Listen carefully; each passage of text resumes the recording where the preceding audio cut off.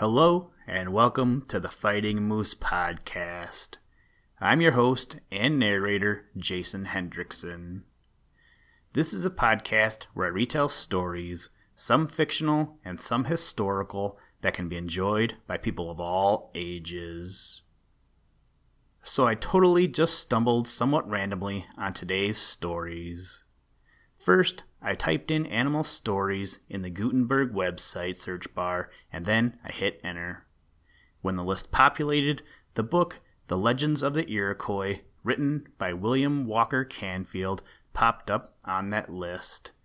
I clicked on it, and I read through the table of contents, and I selected 2 legends to read today. The first of these legends being Legends of the Corn, and the second being the Great Mosquito. Along with today's story, I have included a few links in the show notes. There are 3 of them to be exact. The first one is a link to the Encyclopedia Britannica entry about the Iroquois Confederacy, along with a link to 2 of the tribes that made up the original Confederacy, the Onondagas and the Cayugas, as both of these tribes are mentioned in the legends. In my own readings, I have come across the Iroquois Confederacy a few times, but it was interesting to learn a little bit more about this confederacy while reading the Encyclopedia Britannica entry. Hopefully you will find it interesting and learn some things as well. Now, let's turn to today's story. I hope you enjoy. Let's begin. Liftoff. We have a liftoff.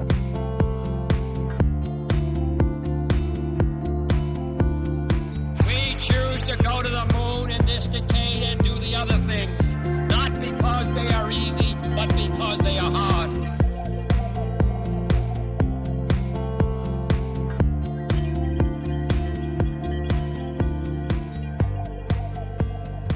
Legends of the Corn. An old and honored chief went alone to the top of a high mountain to meet the Great Spirit.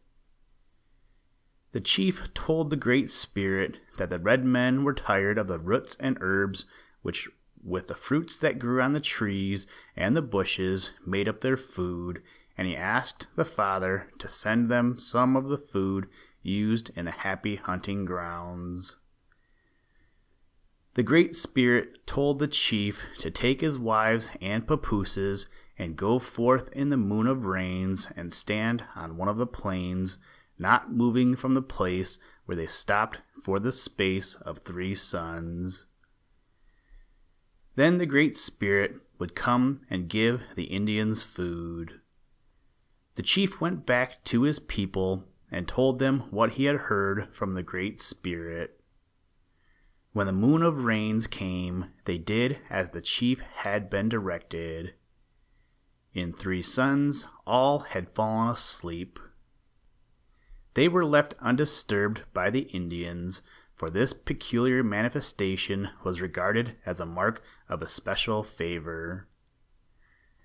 In a few weeks, the old chief and the members of his family had changed into luxuriant green plants.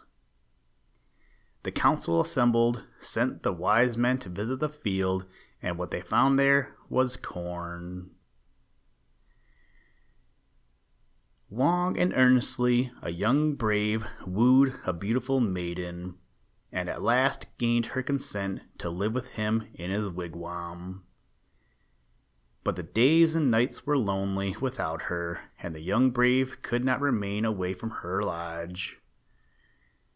Fearing that she might be stolen by one of her many admirers, or that danger might come to her, he slept at night in the forest, that he might be near to protect her. One night he was awakened by a light footstep, and starting up, saw his loved one stealing out of her lodge as a sleepwalker. He pursued her, but as if fleeing in her dreams from a danger that threatened her life, she ran from him, speeding through the paths like the fleet-footed hare. On and on he followed, and finally drew so near that he could hear her quick breath and the rapid beating of her heart. With all his remaining strength, the lover sprang forward and clasped the maiden's form to his breast. What was his grief and astonishment when he found that his arms clasped not the maiden he loved, but a strange plant the like of which he had never seen before. The maiden had awakened just as her lover overtook her, and had been so frightened at her surroundings that she was transformed. She had raised her arms to her head just as her lover caught her, and her uplifted hands were changed into ears of corn, and where her fingers caught her hair, the maize bears beautiful silken threads.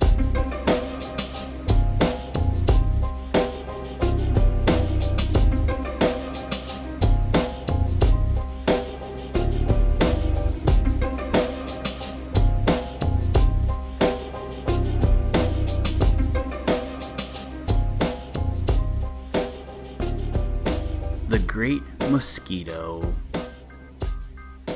An immense bird preyed upon the red men in all parts of the country. Their homes were at no time safe from its ravages. Often it would carry away children playing beside the wigwams, or like a bolt of lightning dart from the sky and strike a woman or man bleeding and dying to the earth. Whole fields of corn had been destroyed in a single night by its ravages, and its coming was so swift and terrible that the Indians hardly dared stir from the shelter of their houses. A strong party of Cayugas and Onondagas finally determined upon its death, no matter at what cost to themselves. A young warrior offered himself for the sacrifice. He was provided with a quantity of rawhide thongs and repaired to one of the open spaces where it was believed the dreaded monster would discover and descend upon him. The young brave was to bind one of the thongs upon the bird's feet or upon some portion of its body if possible before he killed him, and then his companions, rushing from their place of concealment, would try to slay the enemy that had been snared with such difficulty. The preparations were elaborately made, and the young brave went forth on his dangerous mission. 3 days he sat, chanting his death song and awaiting the coming of his terrible fate. On the morning of the 4th day, the sky was suddenly darkened, and the watchers saw that the great bird was slowly circling above the heroic young Cayuga. He ceased his chanting, and, standing upright, shouted defiance to the almost certain death that awaited him. With a scream that turned the hearts of the waiting Indians cold with terror, the bird dropped upon its victim like a panther on its prey. A short and terrible struggle took place, and then the concealed warriors rushed forth to finish the work of their brave young companion, who had succeeded in throwing one of the thongs over the Great Mosquito's neck. They brought willing and ready hands to the battle, and the arrows poured upon the struggling mass like a storm of hail.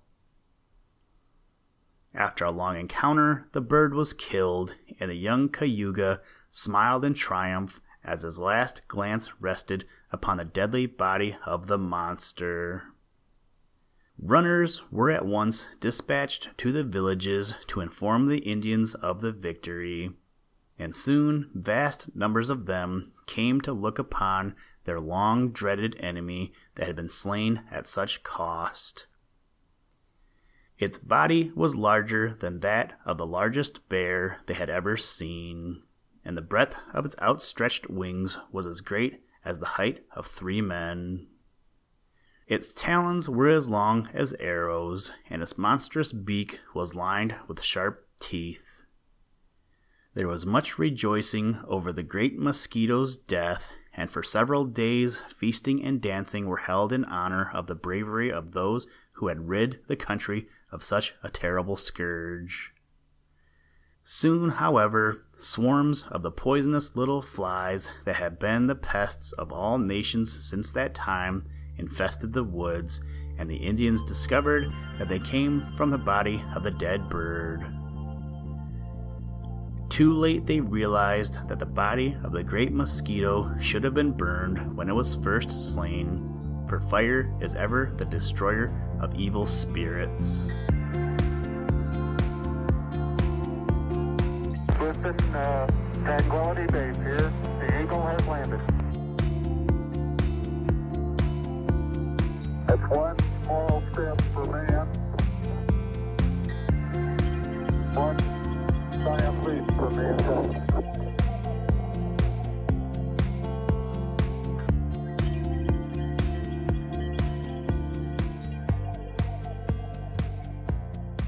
Thank you for listening to this episode of the Fighting Moose Podcast.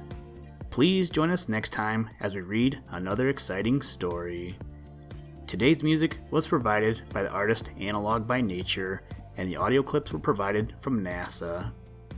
For more information to download and or listen to audio or materials from all our recordings, or to contact us, please visit www.thefightingmoose.com, or you can follow the links in the show notes.